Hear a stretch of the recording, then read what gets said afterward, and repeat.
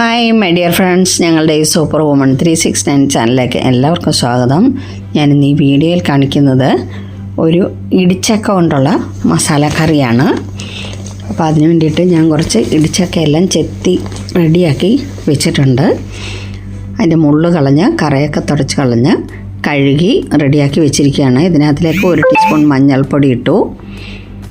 പിന്നെ അതിനകത്തിലേക്ക് 1 ടീസ്പൂൺ മുളക് പൊടി ഇട്ടു. ഇത് എരിവുള്ള മുളക് പൊടിയാണ് ഇട്ടത്.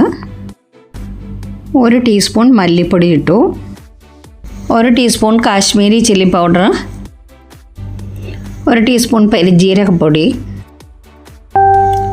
1/2 ടീസ്പൂൺ കുരുമുളക് പൊടി, 4 ഗ്രാമ്പൂ ഇട്ടു, 3 ഏലക്ക, 2 പീസ് പട്ട ഇട്ടു. 1 ടീസ്പൂൺ ചിക്കൻ മസാലയും കൂടെ അതിൻ്റെ കൂടെ ചേർത്തിട്ടുണ്ട്. സ്വാദിനാവശ്യമായ ഉപ്പ്. ഇനി അതിലേക്ക് 1 കപ്പ് വെള്ളം കൂടെ ഒഴിച്ചു കൊടുത്തു. എന്നിട്ട് ഇതെല്ലാം കൂടെ നന്നായിട്ടൊന്ന് മിക്സ് ചെയ്തു. ഇനി നമുക്കിതൊന്ന് അടച്ച് അടുപ്പത്ത് വെക്കാം. ഒരു 3 വിസിൽ അടിച്ച് കഴിഞ്ഞപ്പോഴത്തേക്ക് നന്നായിട്ട് വെന്ത് റെഡി ആയിട്ടുണ്ട്. ഇനി അതിനൊരു കടുക് വറക്കണം. ഒരു പാൻ അടുപ്പിൽ വെച്ച് എണ്ണ ചൂടായപ്പോൾ അതിലേക്ക് ഞാൻ കടുക് ഇട്ട് കൊടുത്തു. കടുക് ഒന്ന് പൊട്ടിയപ്പോഴത്തേക്ക് ഒരു സവാള അരിഞ്ഞത്, അതിൻ്റെ കൂടെ ഒരു പച്ചമുളകും കൂടെ അതിനകത്തിലേക്ക് ഇട്ട് കൊടുത്തിട്ടുണ്ട്.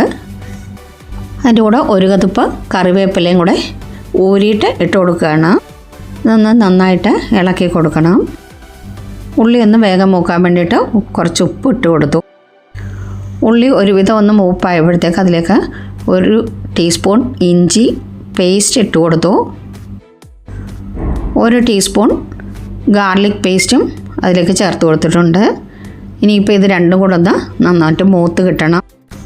ഉള്ളിയുടെ കൂടെ തന്നെ അതും ഒരുമിച്ച് മൂത്ത് കിട്ടും. ഒന്ന് നന്നായിട്ടത് ഇളക്കി കൊടുത്തു. ഉള്ളിയും ഇഞ്ചിയും വെളുത്തുള്ളിയെല്ലാം ഒന്ന് മൂത്തിട്ടുണ്ട് ഒരുവിധം. അപ്പോൾ അതിലേക്ക് ഞാൻ തക്കാളി ഒന്ന് നന്നായിട്ട് അടിച്ചിട്ട് കൊടുക്കുകയാണ്. കാരണം ഇത് എളുപ്പമങ്ങ് വെള്ളം വറ്റി കഴിയുമ്പോഴത്തേക്ക് തക്കാളി വെന്ത് ഉടഞ്ഞു കഴിയും.